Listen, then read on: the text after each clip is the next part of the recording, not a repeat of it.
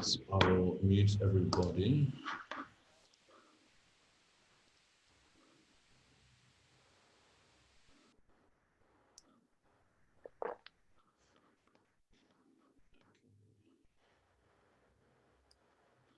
So welcome everybody to this week's seminar. So I guess many of you have participated before, but for those of you who haven't, let me just remind you of how this will work. So the seminar is being recorded, but the recording will stop after the questions. So the discussion after the talk is not going to be recorded. If you do ask a question, so we encourage questions. We want these seminars to be very interactive. So if you want to ask a question during the talk, you can use the raise hand feature in the participants menu of Zoom. And I will interrupt. Andrej, you'll be allowed to ask your question. And of course, that will be recorded. And we will have, of course, questions after the talk, and Andrej will also stay around for a bit and we can discuss the talk in more detail. The chat is closed, but you can message me. So if you see something weird happening during the talk, if someone's causing trouble, for example, you can message me and I'll try and deal with it.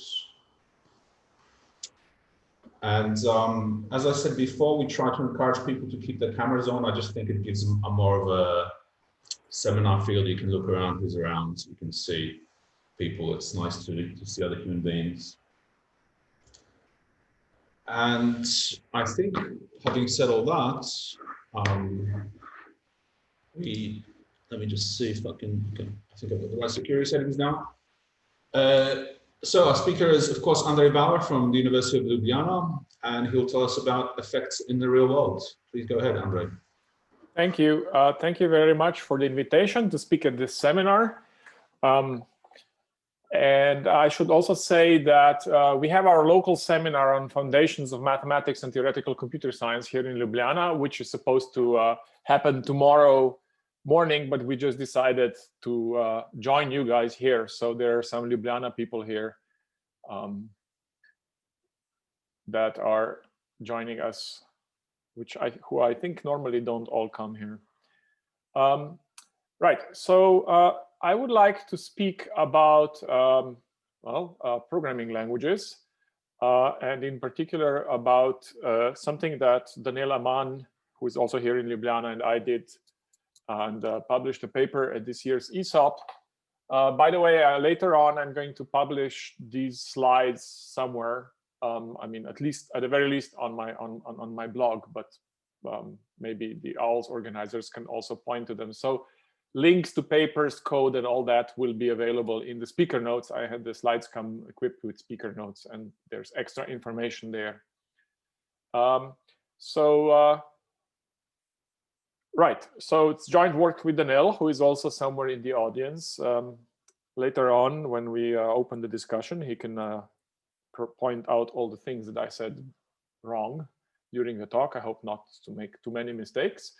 So in the first part, so there are two parts to this talk, and I would like to speak about how we model the interaction between a program and its external environment.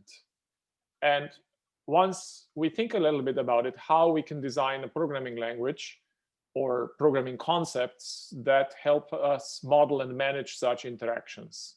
And in this first part, which is, I think, most of the talk, given the time that I have, I will explain and try to showcase principles of programming languages to model such interactions. And then, time permitting, in the second shorter part, we're just going to look a little bit at a language that, a prototype language that we implemented on top of these ideas. There is also a Haskell library that you can look at, but I'll come to that later. Okay, so it's no secret that interesting programs interact with the real world, right? So a program that doesn't interact with the real world at all is quite boring. And even if it's a purely functional program, it still prints out its result, and that's interaction with the world.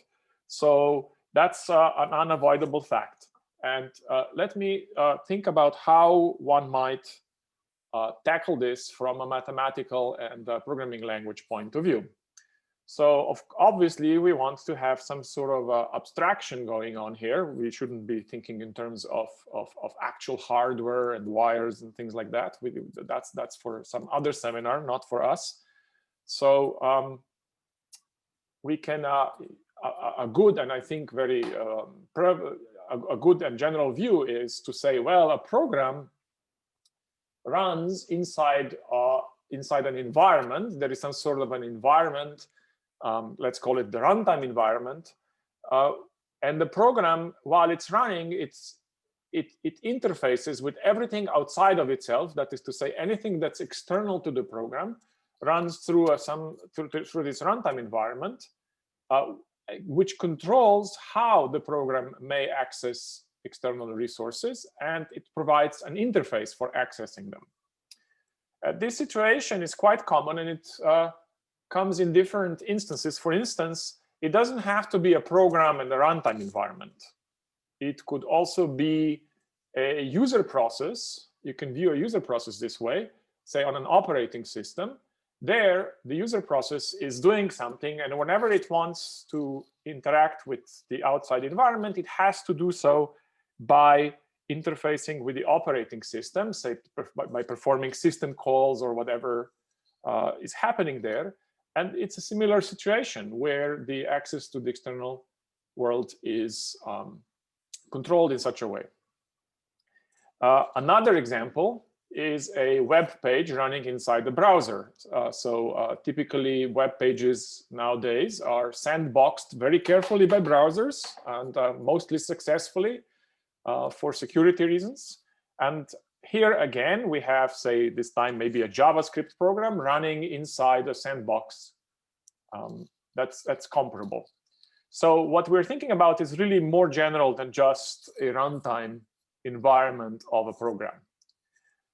In fact, the situation is a little more general than this because there are layers of environments. So a web page doesn't just run inside the browser. The browser runs as a process inside an operating system. And as far as the operating system is concerned, it can't really tell, but it might be running on a virtual machine, or it might be running on an actual hardware machine. So there can be several layers of such runtime environments, and each is controlling the inner part and is interfacing with the outer part. So the notion of program and runtime environment actually become relative under this view. The runtime environment of a web page is the browser, but the browser is just a process controlled by the operating system. So let's keep this in mind, because we'll come back to this point later when we try to model things. But what this is already showing is that we need to have some sort of modularity here and ways of stacking things on top of each other, nesting them, and so on. This would be desirable. We should not just be shooting for an absolute view of runtime environment versus the process. Okay, now how do we do this? Well, the way, let's go back to the basic picture for now, where we just have a program and a runtime environment, where from the point of view of modeling this, there isn't really any difference between saying, well, there is a runtime environment and then there is hardware. We could just say, well, there is just a runtime environment which encompasses some resources.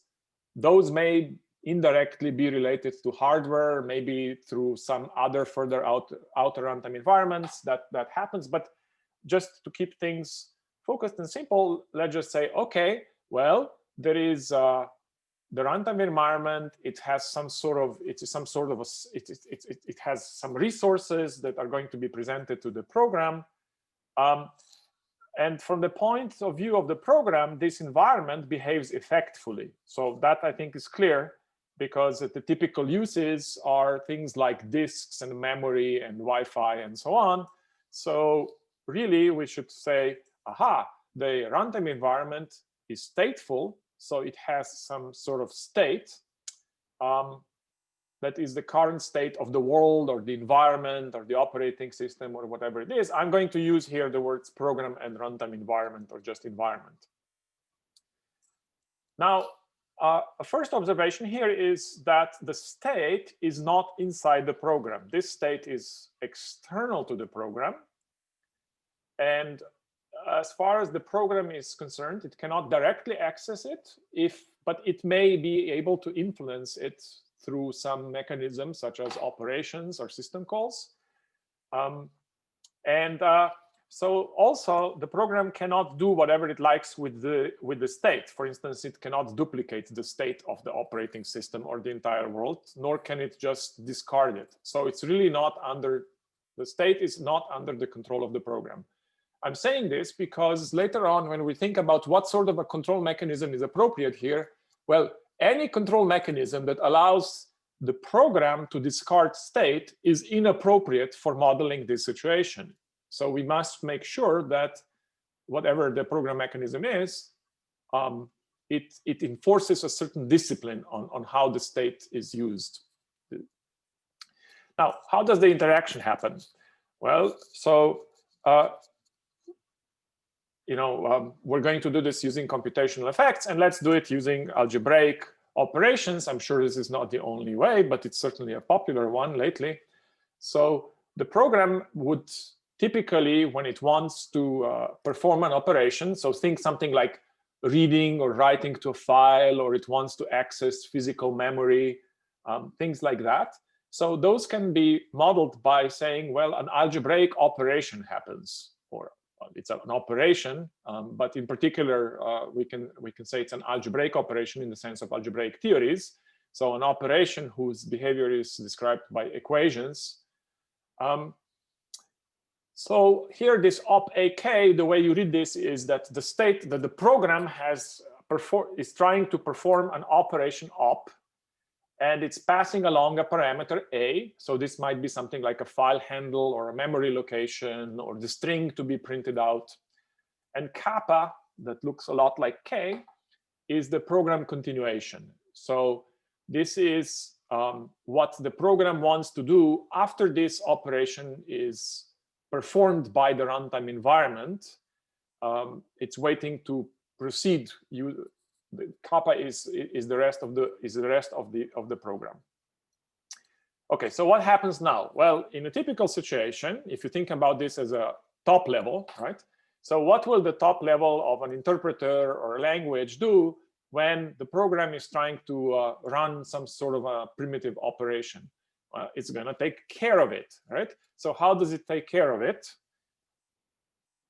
Well, it's going to take care of it by running some corresponding code op underscore, which in our paper is overline, but I can't overline things in Keynote, so I underline them.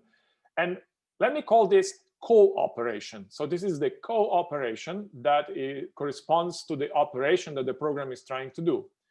The co-operation will take in the parameter that was passed and the current state of the world W, and it'll produce two things. It'll produce B, which is the result of the operation. So for instance, if this was a memory read and we had to read from memory location A, then B would be the content of the memory as fetched by this co-operation. And W prime is the new state of the world. So the state of the runtime environment will change and will turn into some other state W prime. Here, it's really quite open-ended what this world is. Depends on your point of view. It could be the entire universe. It could be just some small parts, like something that's fairly controlled inside the runtime environment. But nevertheless, it changes. And the reason why we are calling this cooperation is because there is some theory behind this.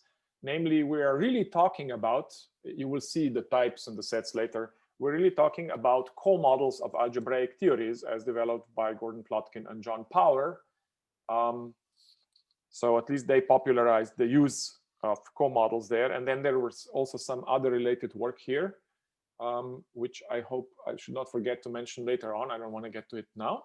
But anyway, what happens after this? Okay, so the next step, the next step, of course, is to go and resume. So now we resume the continuation k, we pass it the result of the operation, the program will proceed, and W prime is the new state of the environment. This is all fairly simple. I think it's very natural, and it's easy to imagine that that's how things work. But now let's recall the fact later that we said earlier we said that we want to consider these layered environments, right? Where we said, okay, we can have a runtime environment inside the runtime environment inside the runtime environment. What is going on here? Okay. I am sort of missing my keynote is doing strange things. That doesn't matter. So, well, what does that mean? Well, that means, for instance, if you look at the browser, if you focus on the browser, so as far as the web page is concerned, the browser is some sort of stateful environment. But the browser for itself thinks, well, I'm not just a stateful environment. Okay, I am stateful, but the browser also gets to perform its own operations so that it can interact with the operating system. So the browser is not just a simple state machine. See here, under this view, we're thinking of the runtime environment as just a stateful machine, state machine. The only thing it can do is state, and this is how this would be okay if there weren't anything else. But because of this, oops, let me go on here. Yeah, pretty animations. Because of this, we need to generalize what an environment can do.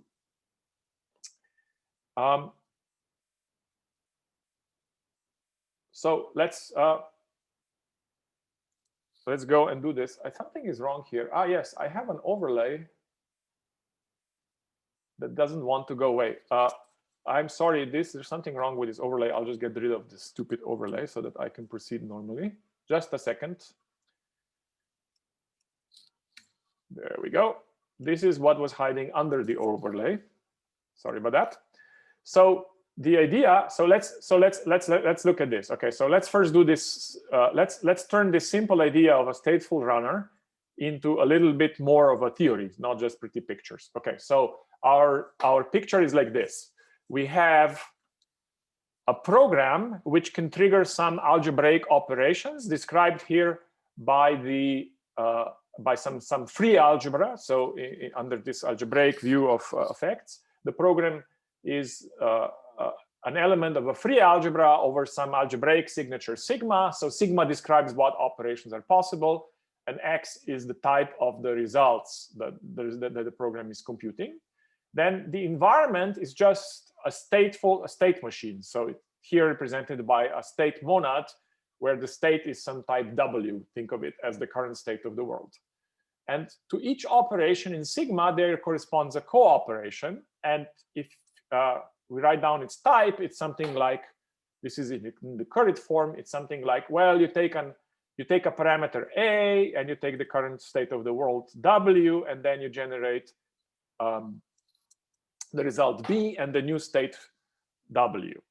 Okay, so this is very nice, and in fact, these considerations led to the notion of runners as formulated by Tarmo Ustalu, where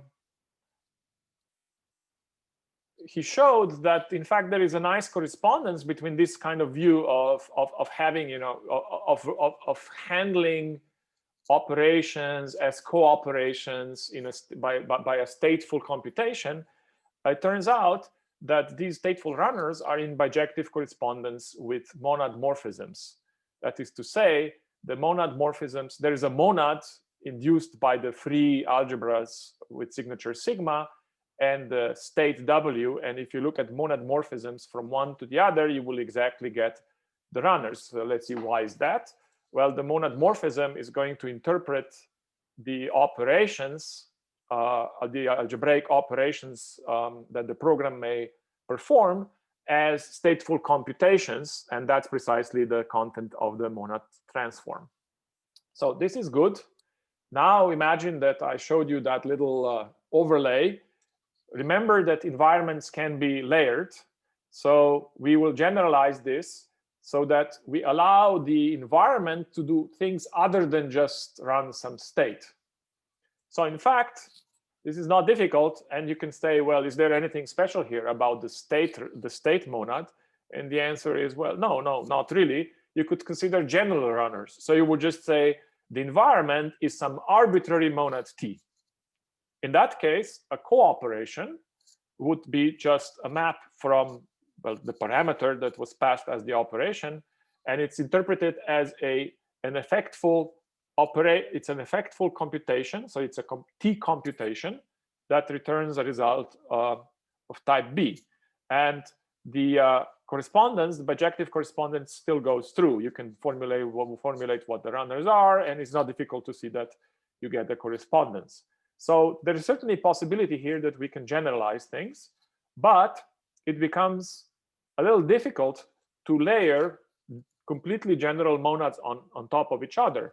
After all, the browser doesn't perform arbitrary monadic operations. It has state, and it can perform operations so that it will interact with the operating system. So this is in fact too general now for our needs, and we need to scale it down a little bit. Okay, well, or we have to make it more specific so that it will fit our situation. So let's see what would be an appropriate monad T in our case. So we can start with the simple stateful runner. So if T is just, if the environment only carries state and nothing else, then it's going to be, it's going to, you can think of how will we handle operations? What will how will an operation be handled as a cooperation? Well, it will be more or less that the computation will be a computation that takes in the state W, and it returns a result of type X and the new state W. So it's just the state monad. Now, we should also add the possibility for the environment itself to perform some algebraic operations so that those will propagate to the outer environment. So the next step is to throw in some algebraic operations. So you then say, aha, you can have some algebraic operations, and now from some signature sigma prime, which is possibly and probably different from the operations that the program itself can perform. So for instance, the operations that a web page can perform will be different from the operations that a browser can perform, because the browser would speak to the operating system, but the web page doesn't directly speak to the operating system. So it's a different signature sigma prime here for some other operations. So this already quite extends the abilities quite well, but we also wanted to be a little more realistic here. So there is a third thing that we want to add, one more feature, namely possibility of errors and failure. If you look at how operating systems or web pages or runtimes, how the interaction between the program and the environment proceeds, well, the picture that we have right here with this monad T of X says, well, okay, you have the state, you have the algebraic operations, and it's a very rosy picture because nothing ever fails. I mean, maybe some of these free operations are exceptions, but that's like sending an exception to the outer environment. We really should account for the possibility of failure. That's because failure is something that actually does happen in the interaction with the outer environment. You make, maybe a program tries to open a file that is not there, or there could be more catastrophic failures. For instance, the user has unplugged the USB disk, and now it's really getting really difficult to read from the file that's on that disk. And so there is no, maybe it's very difficult to recover from it. So anyway, we want to have failure as well. So how do we put that in? From a PL design, a failure or an error is an exception. So we should put in an exception. But where? You see, we have state, and we have stateful computations. And there are two possibilities for combining state with exceptions. There is a way of combining state and exceptions so that exceptions preserve state. That is to say, when an exception happens, the state is still around. And the other possibility is that when an exception happens, the state disappears. So these two, which one should we keep? And the answer is we should keep both of them, because they both correspond to a reasonable design choice, namely the exceptions that don't destroy the state of the environment can be seen as recoverable errors. So those would be the errors that the environment wants to signal back to the program saying, hey, something special happened and you need to react to this. And a good control mechanism for that sort of thing is to throw an exception at the program. This is going to, of course, mean several things. For instance, it's going to mean it's going to immediately imply that the program continuation has to be able to receive a result or an exception. So, but we know how to do this. A lot of what I'm describing relies on standard PL technology. So maybe the whole talk is more about, not so much about inventing completely new things, but sort of analyzing a situation and adapting our existing knowledge to the situation. So the E is going to be for recoverable errors that are propagated back to the program, and the program then is supposed to catch them and do something with them, or maybe it doesn't catch them, in which case they will be handled in some other global way. The S, the other kind of exceptions, the ones that destroy their environment, those are the ones where that can be thought of as unrecoverable or uncatchable. Those are the errors whereby it doesn't make any sense to send them back to the program. So in operating systems, you can see both kinds of errors. Something like file does not exist when you try to open a file, or if disk is full or something like that, that's a recoverable error. That's signaled back by the system call by it's signaled back in this rather primitive way of returning a negative number, but it's equivalent to an exception, to a recoverable exception. So that would be E. What is an S? An S is something like a segment violation. It's the kind of error where it is deemed that there is no point in proceeding. We are not going to allow the program to recover. Which error is of which kind is a matter of design. So it's not a matter. This is not something that the PL designer can discover, can determine whether a particular kind of error should be recoverable or non-recoverable. This is something that the programmer or the designer of the environment needs to decide. But we want to provide both possibilities because both are useful and both happen in practice. So that's another point here. And so this is the monad that describes what our environments do. So our environments, when they compute, carry a state W. They may perform algebraic operations from some signature sigma prime. These operations will be handled or taken care of by some other outer environment. They can return a result of type X or signal an error, a recoverable error. And there is also the possibility of signals. The signal, by the way, the effect of triggering the signal on a program will be that the program will be terminated. But we can still allow the possibility of running finalization code. And we do, and we'll come back to that later. Okay, so to summarize, our programs now still can perform some operations from a signature sigma, but in addition, they are now also aware of exceptions. So they would be something like a free algebra over X, and then the plus E there means that programs can catch and raise and catch exceptions. In particular, it's important that they can catch exceptions that are passed back to them by the environment. The environment itself is this monad that we just discussed, so I'm not going to repeat that. Okay, so that's fine. And I think this sort of outlines a possible plan on how we're going to model these things. But then, of course, the question is, how do you turn this into programming constructs, and what does this say about the programming language? So what is going on here? Well, if you look at this, the co-operations are a bit like the sort of thing that you do when you handle an operation. So an operation is just a tag, because it's an element of a free algebra. It doesn't do anything, and then its behavior is specified by the cooperation. So that sounds a whole lot like a handler. So the first question is, can't we just use handlers? So it's a very natural question too, because an environment just looks like a glorified handler that is going to intercept the operations and then do something with them. And in a sense, you could say, yeah, it is just a handler, because handlers are an extremely general mechanism and they can accommodate our current setup. So we could do this just in terms of handlers.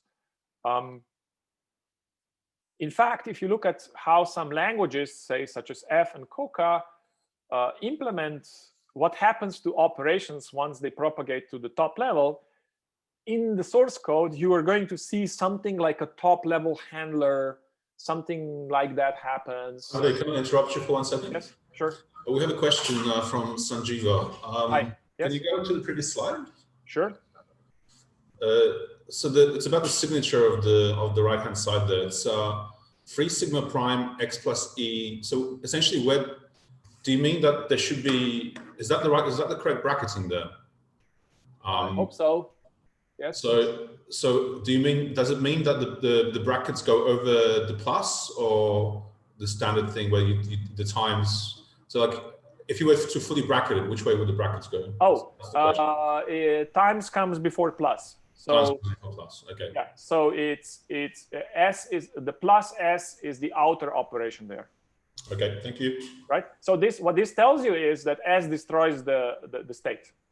Yes. Once s happens, it's gone. The environment's gone. The program cannot proceed anymore. Yes, that's very clear. Thank you. Yeah. Okay. Okay. So we're discussing whether we can whether we can just use handlers. So yes, it's a very general concept, but that's like, oh yeah, we can use monads. Well, you can use monads for everything. So we are in a more special situation. So let's see why handlers may not be appropriate. So it's precisely because they're too general, right? When a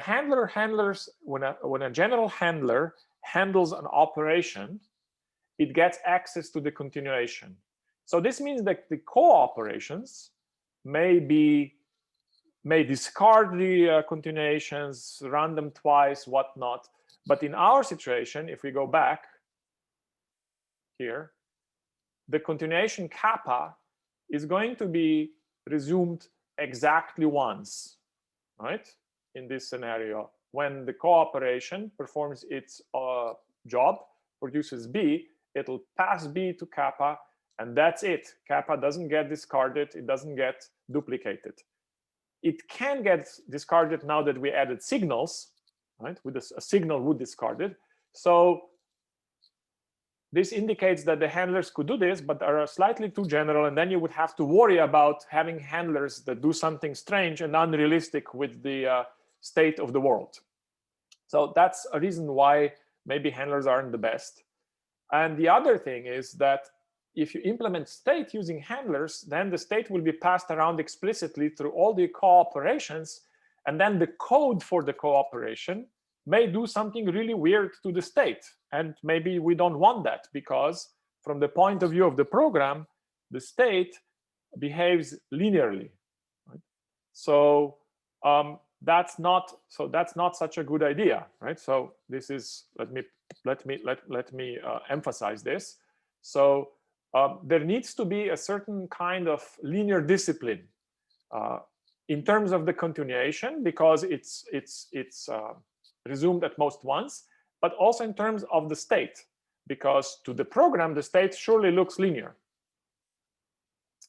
However, there is this relative point of view here, because while it is true that the program experiences the external world state as something that passes on, is changing linearly, cannot be discarded, cannot be duplicated, when you implement the state, say if you're a browser, right, and you're implementing the state, which is the DOM of the web page, you can do whatever you please with the DOM. It doesn't, you don't have the environment doesn't have to treat its own state in a linear fashion. It can duplicate it. It could do, it could store it temporarily, then recover it. So the linear discipline is only on the side of the program. Okay, so how do we do this? Well, you could, there are several ways. For instance, you could try to use linear types, and that would certainly be a possibility, but that one would account for what the program thinks is going on, and it would only matter if the program gets hold of the state, and because then you have to force the program to use the state linearly, otherwise it could ruin it, it could do something strange to it. So we opted for a different possibility. We're going to use control mechanisms so that the program never gets hold of the state. It doesn't even have any access to it directly. Only the environment does. And then the environment doesn't have to worry about linear use of the state. As far as the continuations go, the control flow will make sure that the correct discipline is used. In particular, a cooperation will not get access to the continuation and then be allowed to do strange things to it. So it will be the built-in operational semantics will make sure that the continuation is used properly. So that kind of sets up what I wanted to say about the theory. And I should ask, how much time have I got? Like 10 minutes? I don't know. You've got a little bit over 10 minutes. Okay, so let's now proceed to how you might change, how one might turn this into a programming language. So I discussed this with myself a little bit, and maybe too little with Daniel on how to do this. So in the paper we define a calculus, like a mini language, a theoretical language called lambda Coupe. So I could show you pagefuls of syntax and typing rules and whatnot that describe the language. Those you can find in the paper. And so I don't want to really run through them right now.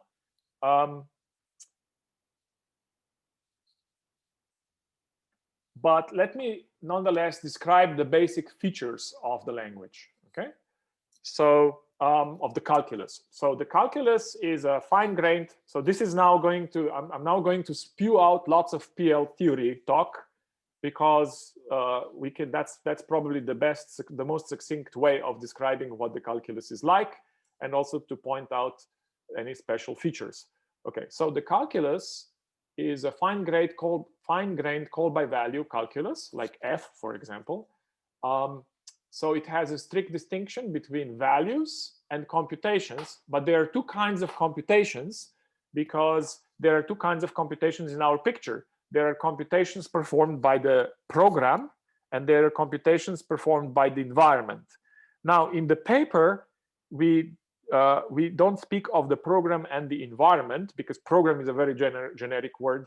So we instead adopted this view and parlance of operating systems. So we think of the user computations, think of them as the user mode, the computation that the user process can carry out, and the kernel mode, which are the kernel computations that the environment, or in this case, the kernel, can perform.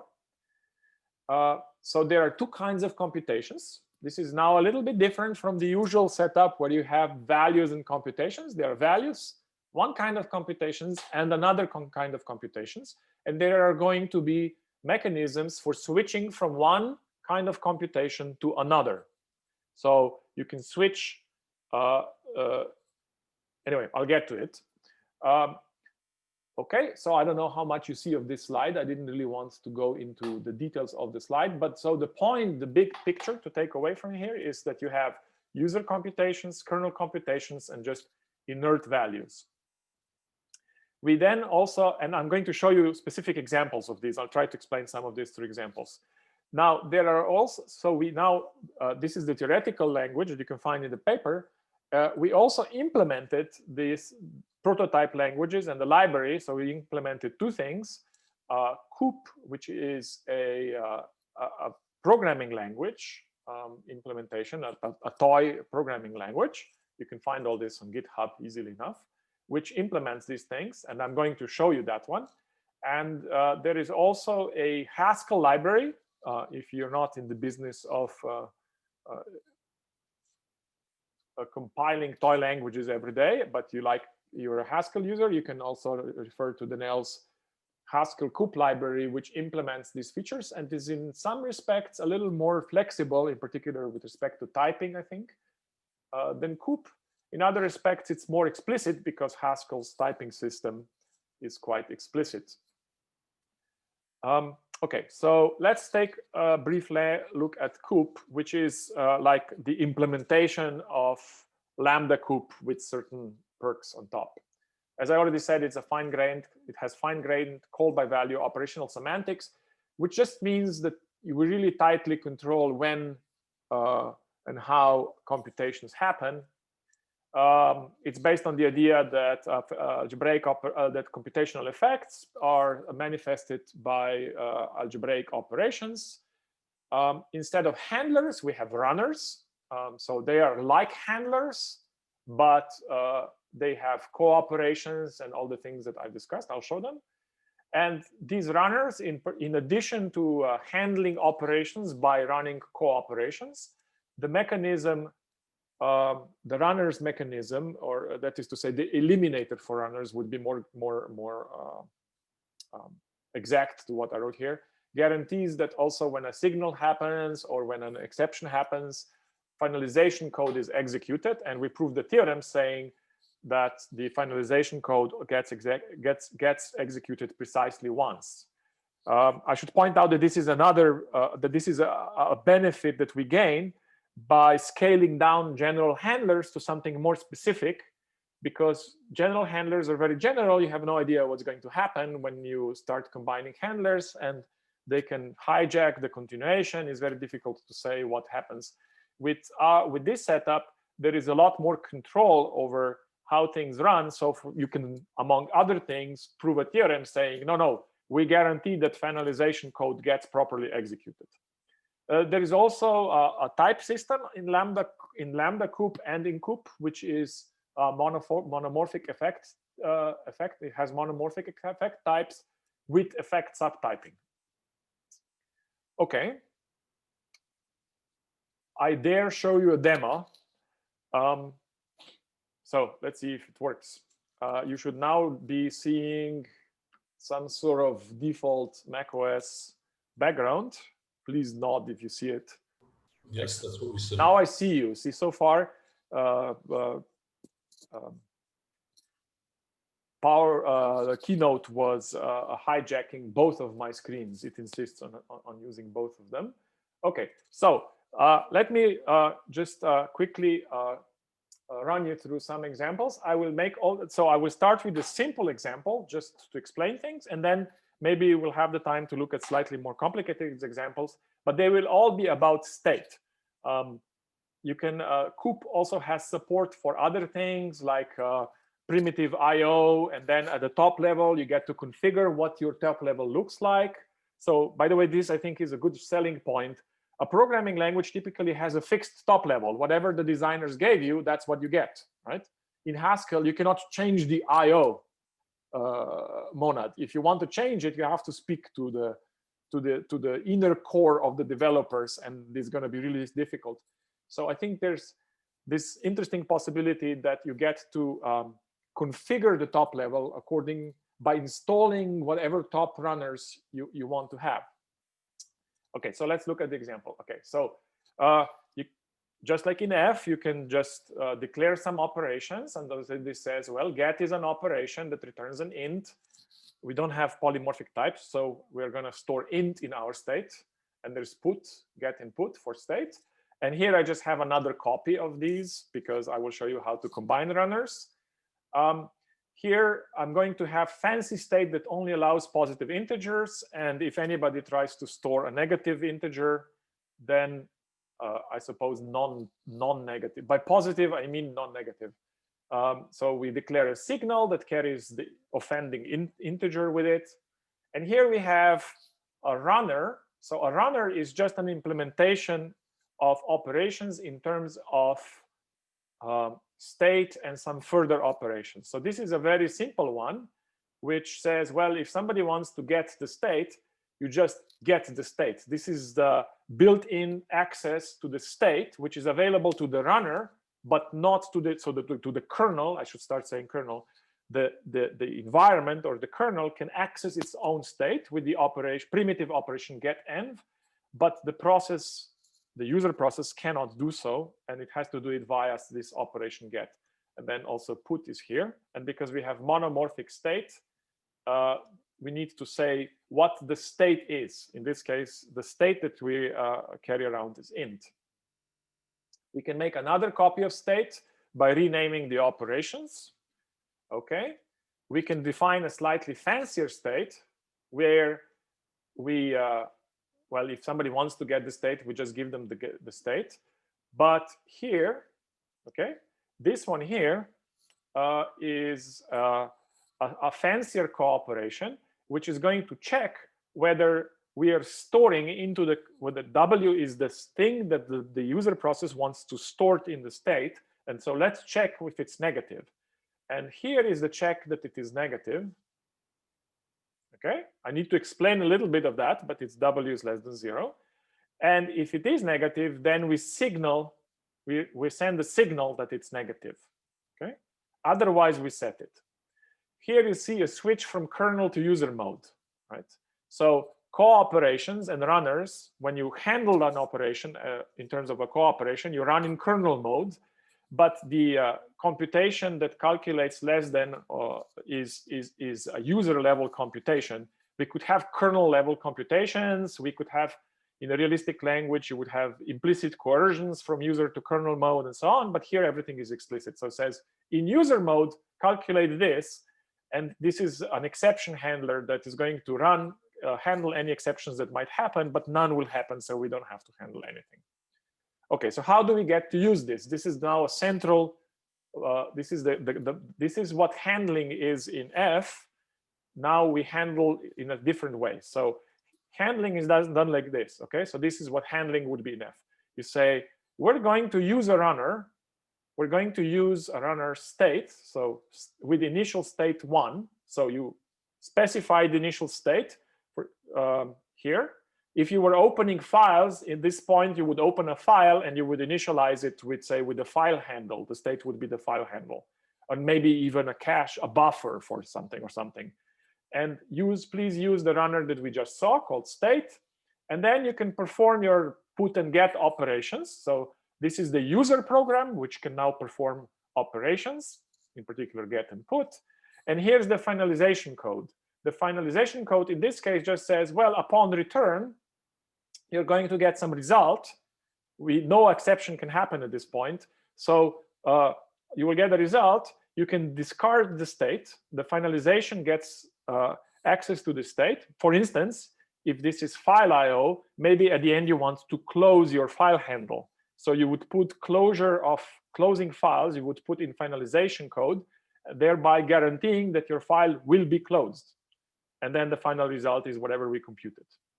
Now, we can, unlike handlers, runners may be combined. Paul, you should probably stop me when I run over time. So runners can be combined, and we can just put two runners in parallel, and then you will get, each will run its own state, and each will run its copy of operations, which is quite useful. And then that makes it easier to modularize runners. And so here is just a silly example that runs two states. So you get and get prime, and they are initialized with 2 and 3. Okay, let's look at the positive state. So suppose one of them is this funny positive state that only allows, that prevents you from putting in any negative values. Here, the finalization code gets fancier. Not only do you finalize the result, there is the possibility that the signal will happen. And so you have to explain what happens when you have a signal. And so, for instance, this one says when a signal happens, then you do such and such. And so what is this?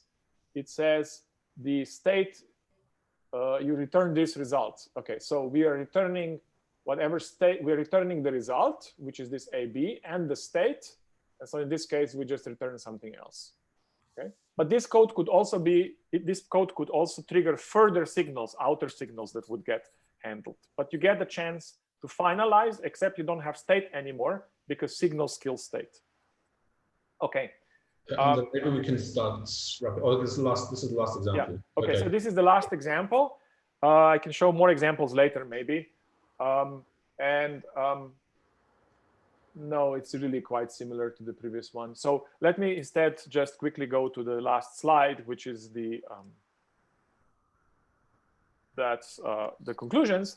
So I hope I convinced you here that it can be interesting to study something that I think sometimes is maybe a little bit ignored in programming language design, such something like a top level. You know, top level is something that you implement and you hack it a little bit, and you then when people ask you, well, what is this top level runtime environment? You say, oh, don't worry, it's an IO monad. It's just another monad. Well, that's how it is presented to the program or the user program. But there's something interesting happening in the background, and it can be quite interesting. And I think I'd like to put some focus on it from the point of view of PL design. We also saw here that I think it's quite worth sacrificing some generality of handlers to obtain other features like modularity. It's easier to combine runners than it is to combine handlers. You get certain guarantees like finalization. Code will be finalized. That's very difficult to guarantee for handlers. If you look at how handlers are used in practice, the vast majority of them are actually runners. So we don't really seem to be losing a lot. There are also very interesting future directions, which I think should be explored here. For instance, I completely ignored the fact that actual systems would have concurrent processes running, or that maybe you want to model parallelism and so on. We've been looking at some of this with Danielle. We don't really have anything to say at the moment, but I think that's an interesting direction. Okay, so I'm going to conclude here. Thank you.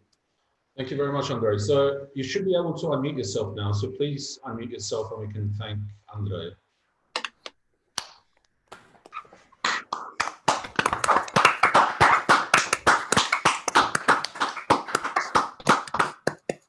Thank you. Very much. That was a very nice talk. Okay, I'm going to mute everybody again. And I'll unmute you, Andrej. So do we have any questions? Can you please put your hand up? Perfect. Okay, Steve, go ahead and unmute yourself.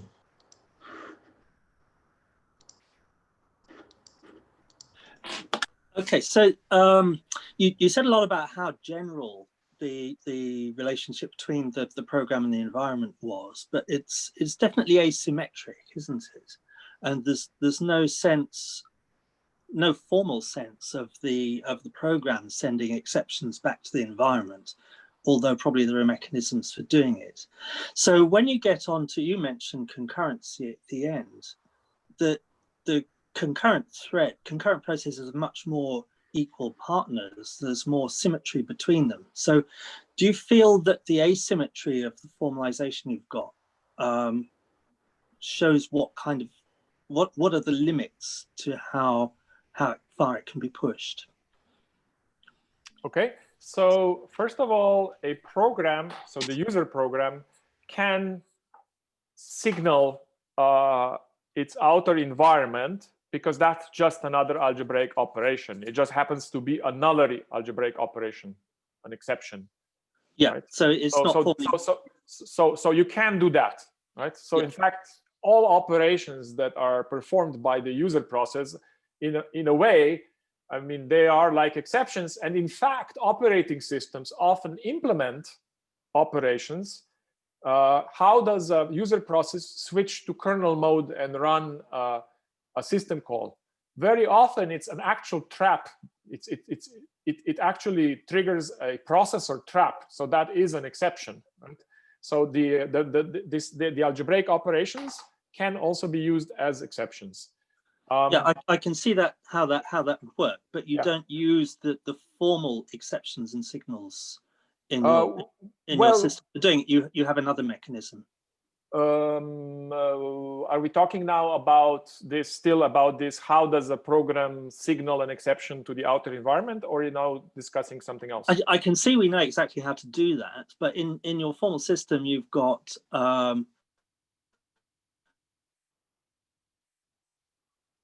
Did I freeze or did Steve freeze? signals. I think we lost Steve. Oh, you're back. Good. Steve, we lost Hello? about 20. Yeah, we lost about 20 seconds of you. Oh yeah, I can see how using the operations you could get the effect of having exceptions and signals, but you don't have the explicit parts of your monad that say here are the exceptions, here are the signals. Oh, a lot of that. If you look at the paper, our effect system and the type system separates operations, exceptions, and signals into 3 separate parts of the effect system. So you can actually tell which is which, and you get control over that. Yeah. So there is some discipline there that's going on. But also regarding concurrency, yes, I think something needs to be changed. I think there needs to be some sort of a fresh point of view, and something needs to change. I don't think concurrency is easy to achieve by just sort of throwing things together and thinking that magically it'll all work out. Yeah. So I don't know what to say there. Okay. Thanks. Are there any other questions? Tom, go ahead. Yeah. So I'm wondering what the exact status of this language is. Is it supposed to be used as a sort of target language for compilation? Okay, so I think that's an interesting question, is because the question is who would use such a language? So first of all, this is a toy language, so nobody would use it. But if you imagine taking parts of this language and ideas and maybe some of the constructs and try to implement them somewhere, who would be using this, right? So the runners and the handling constructs would be implemented by whoever is implementing a library that offers an interface to external resources. So for instance, if you're implementing a browser and you want to encapsulate the program that runs within the web page, okay? So then you, as an implementer of the browser, could use the runner mechanism and these control mechanisms that I show, so that when you run your JavaScript inside the web page, it would be surrounded by the runner, the using mechanism and the runner. So it's not the sort of thing that you would. So that would be a situation where you want to, where I think this could be useful. So anytime you are designing or implementing an environment that tightly controls resources that can be used by some other part of the program. Now, this could happen within a program because maybe it is advantageous to know that a certain part of the program only uses such and such resources. So when you want to control resources in that way, by the way, handlers and effect systems in general allow you to do that. But here, I think maybe the focus is in particular on designing these layers of environments where each next layer is providing some resources and is maybe channeling outer resources in through some interface. I hope that answers the question. So does that mean that for different users of this language, you would have to have different backends or compilers? I don't know. So I think up to a point you could just stick everything into a single language, because nobody prevents the web page to implement its own virtual machine and run a Linux in it, and this has been done, right? And in this case, there is no limit. It could be turtles all the way in. So in a way, it could be just the language the same language everywhere. But for a scenario like an operating system, I find this unlikely, right? Because you can't expect everybody to write all code always in the same language. If they did, that would be very nice, but it's not a realistic scenario. So there, I think you would need to understand these ideas more broadly and allow for systems that are more heterogeneous. Nevertheless, maybe you can use some of the discipline of combining and controlling resources. Okay, thanks.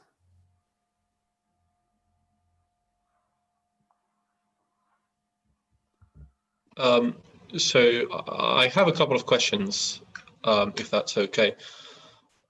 So my first question was, if you go back to one of the previous slides where you have the definition of the calculus, you have two kinds of expressions. One of them for like sort of base level expressions, and the other for like kernel level expressions. Yes. Yeah, just a moment.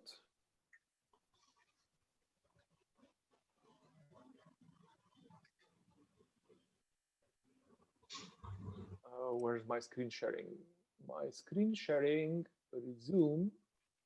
Do you see it now and a little more clearly than before? Well, yes, but it's, yes.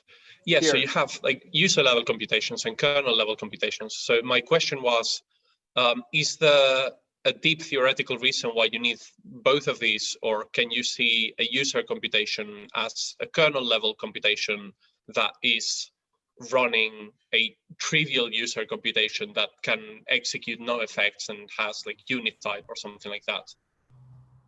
Okay, so first of all, regarding the types, it's never going to be just the unit type, because any computation might calculate a result of some other type apart from unit. So you would allow the returns here.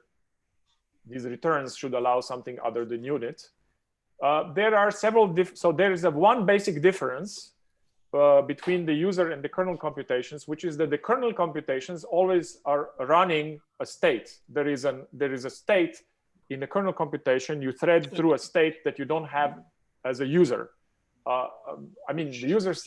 Sure. Okay. So sorry, that's. I don't think I've been very clear. Yeah. What I meant to say is, can you understand the user computation as a kernel computation that is running on a unit state?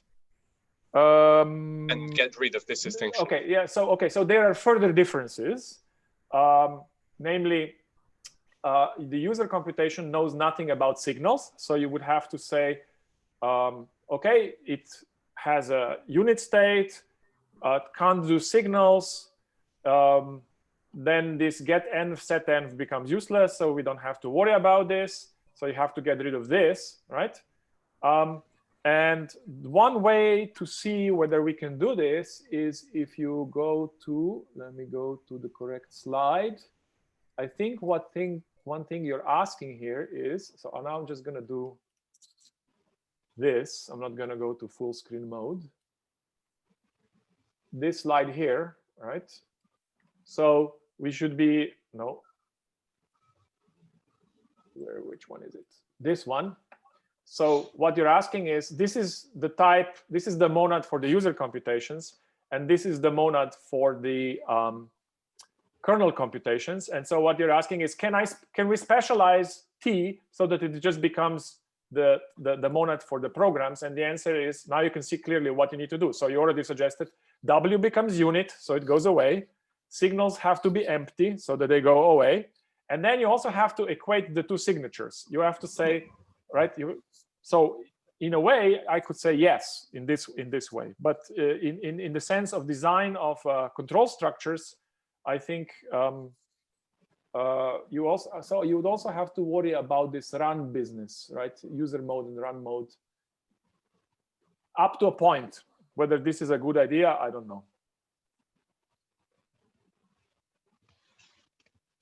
And so my second question, which is completely unrelated, was whether you've considered using this to do reverse mode automatic differentiation, because one thing that happens in reverse mode automatic differentiation is every time you assign a value to a variable, you need to keep track of it. And usually, I mean, one of the ways you can do that is by overloading a bunch of operators. But I wonder if you could have variable assignment as an effect in the user level. And when you execute that, the kernel level sort of registers that internally on a tape that can then be played back to do reverse mode AD. Only if it's something that you've considered doing. Okay, so we have not considered this. I think we had some experiments with tracing, where you trace the execution using a runner. But also, I would point out that maybe there's somebody in the audience who is going to say, yes, somebody has done that with handlers. You see, handlers are more general and have been long around and are well known, more well known. So maybe somebody's had the idea to do such a thing with handlers. That's where I would look. I mean, not as far as I know, because I remember looking into this, not super hard, and I didn't find anything. But well, we certainly didn't think about happy. Automatic differentiation and runners. We never. I don't think we ever even spoke about it. I think Ohad wanted to say something, or Ohad, you had a question.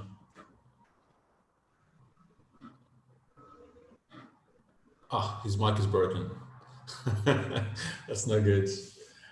Mario, are you done with your questions, or? Oh yes, I'm satisfied. I'll just mute myself. Okay, great. I believe we had a question from Paul Taylor as well. Paul, are you around? Yes. So this is a theory question. So I was waiting for other people to finish their programming language questions. So if there are any other programming language questions, you should ask people should ask them first. I would just say that Ohad Kama wrote to me that Jesse Segal in Edinburgh is working on implementing AD in many modes with handles. But obviously we can't hear from Ohad directly because his mic is broken. I think you can go ahead, Paul. All right. Okay. So I was so I should confess firstly that effectors monads, I'm not as fluent as maybe I should be, and I'm sure the rest of the audience is. Maybe can you speak a bit closer to the mic, Paul? It's quite difficult to hear you. Oh, right. Okay. So I'm not as fluent with effects as monads as I should be, and the rest of the audience probably is. So I was wondering, since Andrej, you were saying this things could be nested. We've got a web page within a browser, within an operating system, and so on. I was wondering whether maybe expressing this in a categorical way, how your calculus embeds within itself. Whether you thought about that sort of thing, maybe expressed in a categorical way rather than type theoretical. Well, okay. So we give the notational semantics to these things, which is compositional, of course, and so that would definitely be a first step towards doing that sort of thing. Maybe this is the sort of thing that I think Daniel may be able to answer like in half a sentence. So if he's around and knows how to answer it, he should probably do so. So I'm here if you want. Yes, please do. Save me. So I guess the short answer is that this compositionality and layering is based on this one-to-one correspondence between the runners and the monad morphisms. So, and every time you... What? And monad morphisms. This was earlier on Andrej's slides. Right. It's if you can find it on the slides, it's probably better. Yeah, Andrej. it's probably better. But the idea is every time you use this using a runner at the initial state, run a computation, you model it using a monad morphism. Take the next one. Yes, that one. In which case the T is this kernel monad. And then you apply the initial state, you project out the final state. And when you layer these things, you kind of, in a way, keep composing these induced monad morphisms. Right. So every level is going to essentially will be able to put them all together in a compositional way using this fact that we're talking about monad morphisms that can be appropriately combined. In this particular case, when we specialize the T that we had somewhere here, this one. Right. So that expression looks quite complicated from a categorical point of view. The previous slide looked simpler. I wonder what does it? Can you write down what it looks like if you compose it with itself? Well, you mean if you cannot just directly compose, because if you have another one of these, the free sigma t, you know, you have it's not like the next one goes out of t. It's always from free something into some monad. So you need to explain. So if I do go back to the complicated one, if you want to combine them, and then this is your t, it's the combination comes when you are interpreting the free part, but you still need to do something about threading through all the states and whatnot. So you really adapt to the specific situation at hand and explain how you combine these beasts. Okay. If you ask, can we just combine arbitrary monads? Can we combine arbitrary monad morphisms of this shape for arbitrary different t's? Then the answer is, well, I don't know how to do that. Right. It's just like trying to combine arbitrary monads in general. You can't just do it for free. It's really the particularities of the situation that allow you to combine them. Yeah. Okay. Okay. Right. Fair enough. Are there any further questions? No, in that case, let's unmute ourselves again and thank Andrej one more time.